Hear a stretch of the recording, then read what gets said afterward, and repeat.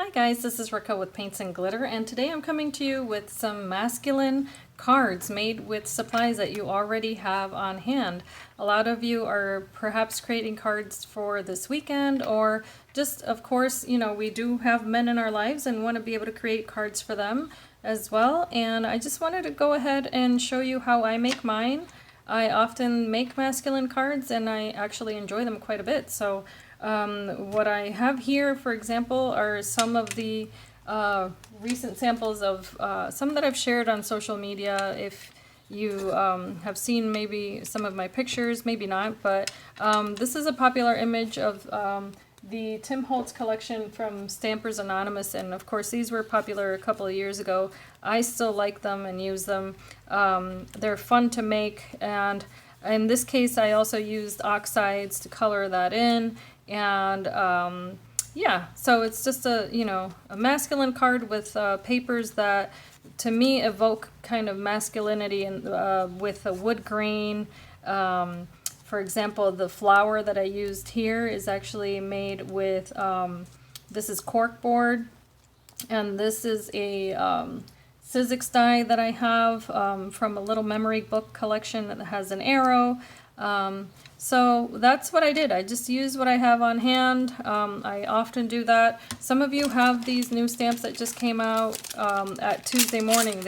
They were designed, years ago by Tim Holtz, or his collection, of course. Those would be perfect because they have that kind of graphic feel to them. I'm today going to show you how I made this one, which is a really fun card.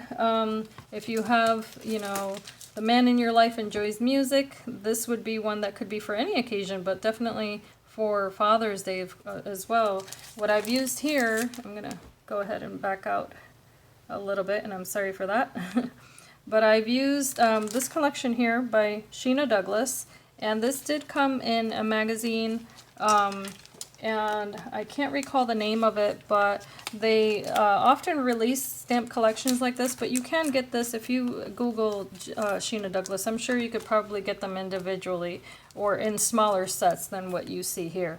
So I decided to go with the guitar, or the frets here. It says "You Totally Rock," and then the little collection here of dancing people. So what I've done is I've gotten some pieces of paper that I just have on hand: white paper, blue paper, pearl paper, nothing really out of the ordinary there.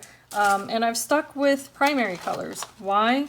Primary colors are easy to match. It's not difficult to find that in your stash, and you really cannot go wrong with mixing primary colors. They're always going to look good together.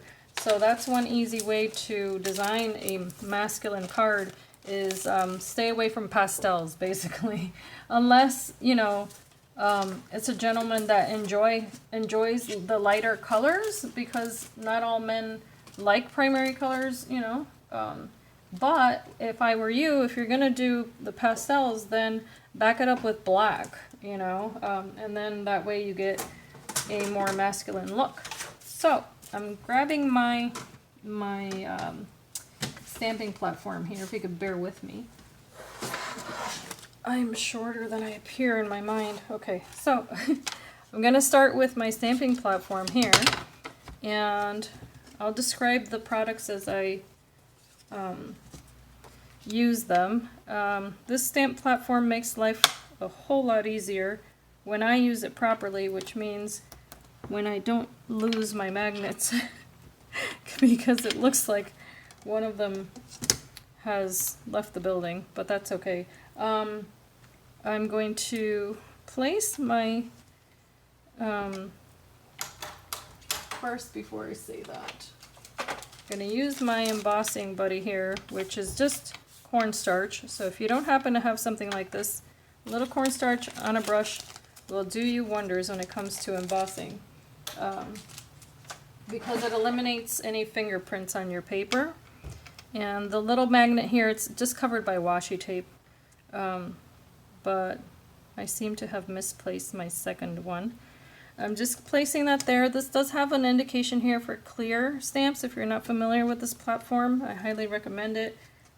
Not because I get anything out of it, but because I get a lot out of using it. So this is, actually I have two inks here, and this is Memento Tuxedo Black ink. This leaves a very clear, nice impression in a matte black, but today I'm going to use Archival ink by Ranger because it's a little bit more wet, if you will, and it's going to have a longer drying time, and that will help me when it comes to embossing, because I want the ink to be really, really wet. And I'm probably going to, yes, I'm going to definitely be stamping this more than once. And this is what's so awesome about this platform, is that I don't have to worry about my stamp placement as I would with an acrylic block, because I can stamp this to my heart's content and it's not going anywhere so long as I don't move that little magnet or my paper. And this lets me go back, and there's this is a brand new stamp, so I had only ever used it for that the card that I just demoed, and so it does take a couple of, you know, applications here, and I think I'm gonna do it one more time because there's some little lightning bolts there that you could color in, some little stars, a flame, that sort of thing, and I'll show you on the other one, of course, those little details, but I don't have a lot of hand strength, and this is where this comes in handy for me. I'm going to leave it at that because that's good enough for me. And I am quickly now going to pour embossing powder over this paper, but I need it to be caught on a second piece of paper. I'm just going to grab a scrap piece of paper here, put it underneath, and then I'm going to cover this as much as possible with embossing powder. This embossing powder, by the way, is green, even though my ink is black. I love mixing and matching different combinations because it gives it a unique look. So I seldom match the ink to the powder.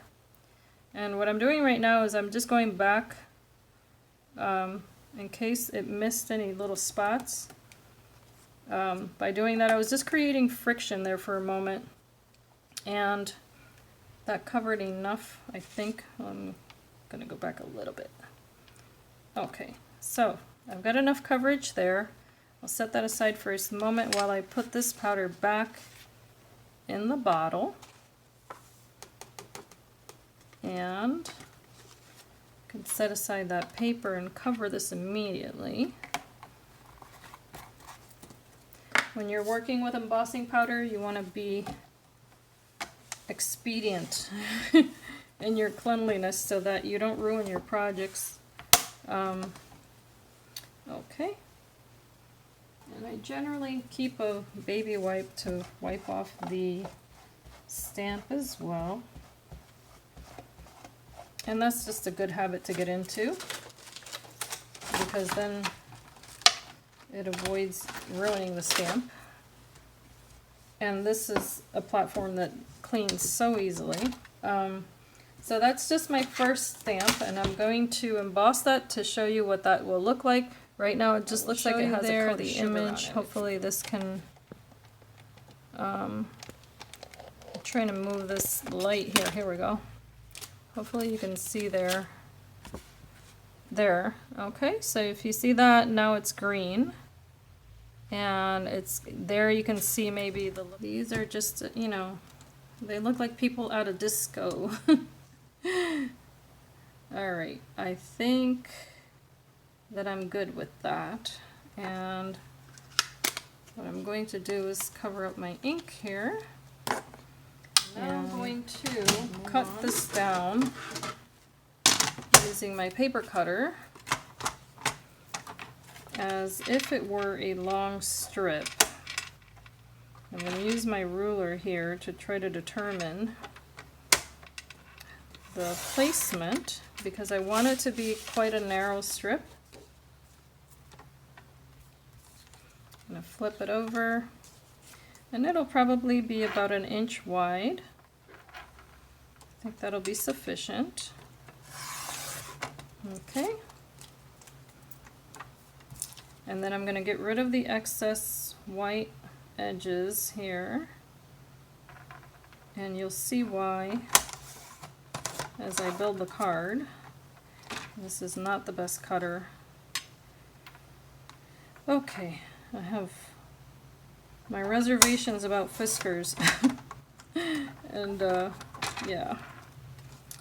So, okay. But it is handmade, so that's okay. Alright, so now I've got this strip here. I'm going to back it up with pearl paper, okay? Because as I mentioned before, just use what you have. And I am going to take the edge of my scissors here because I didn't like the way that that cutter grabbed onto my paper, and I'm just slightly going to run the edge there just to clean off that edge. I'm not actually doing this to make it shabby or anything. I'm actually just cleaning off the loose fibers there. So that's one way of going about that. I'm going to adhere this onto, and I'm going to line this up with that corner because I only want a tiny little sliver of that pearl paper showing through. So I've got my dancers there. And now I'm going to go back to the tonic cutter and hope for the best here because I do want to have a straight line. And let's see here, this is going to be about 1 1/16 because I'm not going for a wide strip. I just want a bit of that pearl paper showing through. That's perfect.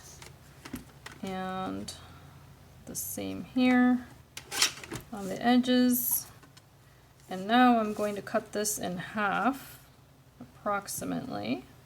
So this is about 2 1/16, and I cut it right almost down the middle, and you'll see why. I'm now going to get out my Spellbinders machine, and I'm going to cut down that image of the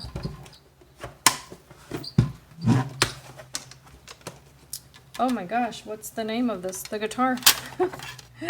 I'm going to cut that down using the smallest of these 3 dies, which I'm using today. And this is from the Memory Book Maker set by Tonic. I've shown this several times before with other projects that I've made. Today I'm just using it to frame out this image. Because I thought the shape was really perfect for this. And you'll see in a moment what I mean. So I'm just running this through my Spellbinders. It is off frame here for a second. And this is what I mean by the shape. I just thought it was perfect for that. And now, for the most part, I think I have everything that I need to assemble my card. I'm using a base by Nina, and it's cardstock that's 110-pound cover weight. I am going to be making this in a horizontal perspective here. My outermost paper, or the largest piece that I place on my card, is going to be this pearl. So it's going to be, I'm going to cut it initially at 4 1/4 by 5 1/2 and then go down from there, because not all papers are perfectly aligned. So It might take more than one cutting here. So I'm going to go down here to 5.5, cut it there. And that would be, okay, so I'm just going to slice a little sliver off. And this is Cricut Pearl paper, if I didn't mention that before. It's a really beautiful colored paper with a nice nice sheen to it. Okay, and this is how I always start out. I mean, I start out as large as possible and then go down from there, just because sometimes there's variations in these pre-made cards, and I don't know if I mentioned that, but this is a pre-made base, so that's why I didn't make the assumption that it would fit perfectly the first time. Okay, so there's my largest. Then I'm going to follow that with a mat that will be slightly smaller, so I'm going to cut this one at 4 inches. And I'm just going to cut off here 1/16 of an inch and see where that takes me. And I'm not too concerned about the corners as of this moment. Okay, I think that's as small as I want to go with that. And I'll set that aside for a moment, and let's get back to this. What I want to do here now is that I want to corner the edges of my paper, just for aesthetics, just to give it a different look rather than just rectangular. So I'm going to go in with my paper, my Weird Memory Keepers corner chomper here, and this makes life a lot easier because I can get 2 different size corners here. In this case I'm using the 1/4 of an inch size, which is a little bit smaller, and I really like it. So let's see here. Okay, I like that. And I'm going to use dry adhesive to get this paper down on my card. So now I'm just building this base. And what I like is that you can use the colors of papers you already have, as I mentioned before, the styles of papers that you already have. And if you really want to vary it up, of course, you can dry emboss this paper. In my case, I'm just keeping it very, very simple because I wanted to show you guys a very simple way to make a masculine card.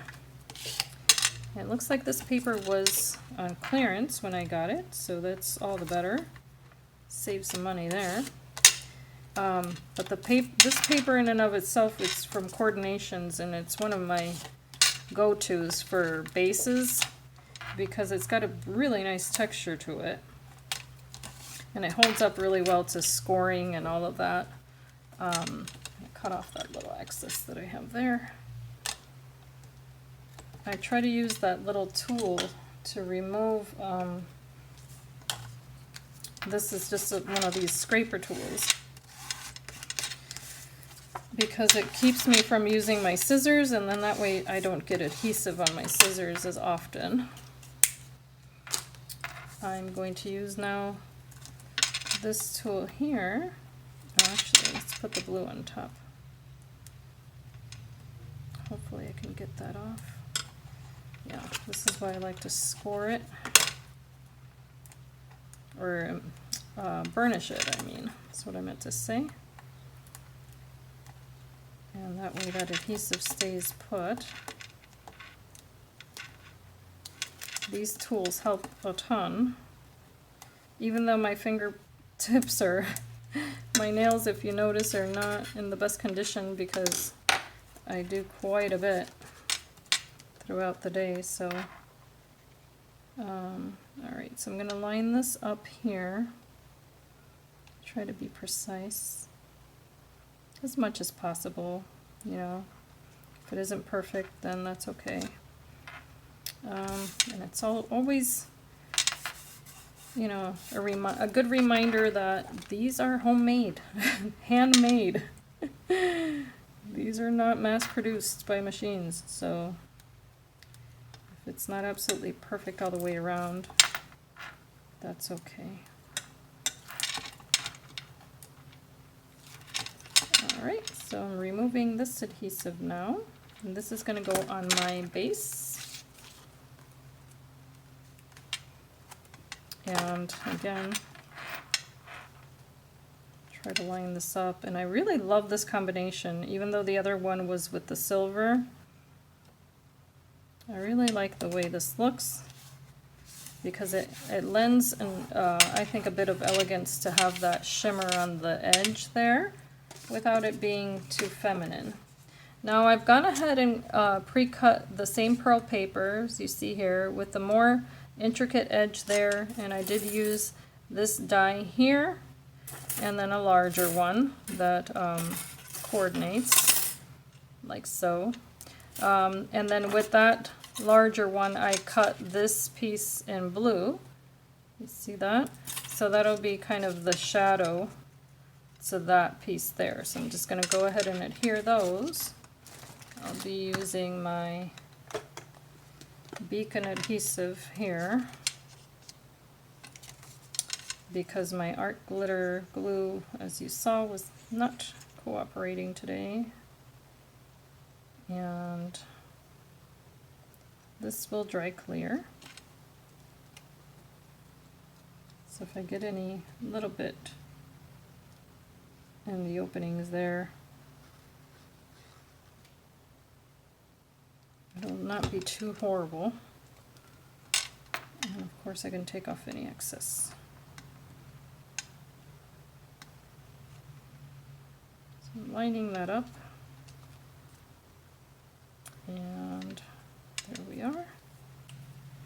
And now I can go ahead and adhere my guitar piece there. And I can go ahead and use the beacon adhesive again, which will dry rather quickly.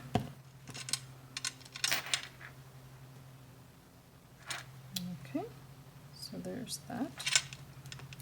And the colors work really well together because it's got the green, the pearl, and the navy. And now what I want to do is that I'm going to use my ruler here and measure a nice distance on which I want to place my dancers here. So what I've done is I've gone down, let's see here, this is about 1.5 inches from the top, and I'm using my ruler here as a guide, and I'm going to place these images like so.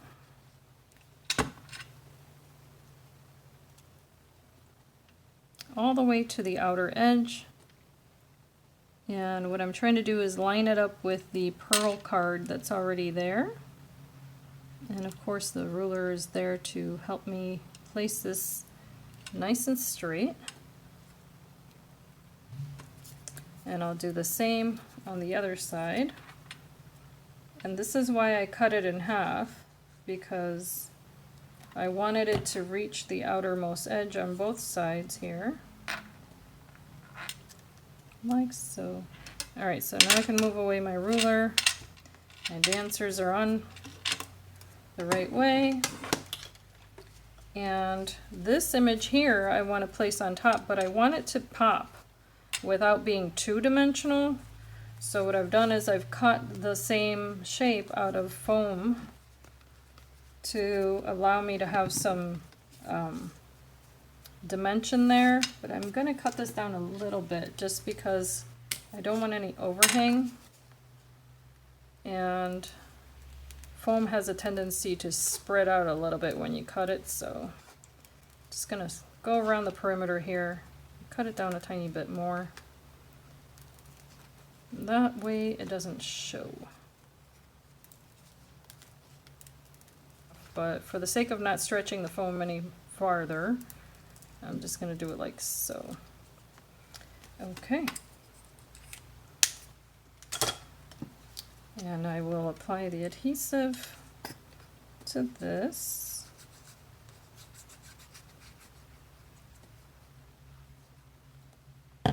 And because my cardstock is dark, then it's okay that the foam is also a dark color. And that you can get at the dollar store. It's plentifully, you know, it's easily available if you don't have it in your home. Or easy to find, I should say. So now I'm going to place this right in the center here. And as far as the front of my card is concerned, it is done. I'm going to go ahead and clean it up a tiny little bit there, so I did see some little imperfections, but my rubber eraser is my best friend, and it helps out with that. So I don't have to worry too much. And that's the front of my card. So what I'll do next is that I will use my other papers here to create a mat for the inside. And what I'll do is make sure that it has the inside as I did here, which is that I repeated the color scheme by making a triple mat, and then that way the card looks professional, you know, it's nice and finished. But there's two versions of it here, as you can tell. One of them with the pearl paper in the opal, or I should say pearl color, and then in the silver. So hopefully you've liked this tutorial. Please feel free to leave me a comment below. Give me a thumbs up if you'd like it. And yeah, let me know what you think. Hopefully this has been helpful to you and you can be inspired and be blessed. Have a great day. Bye-bye.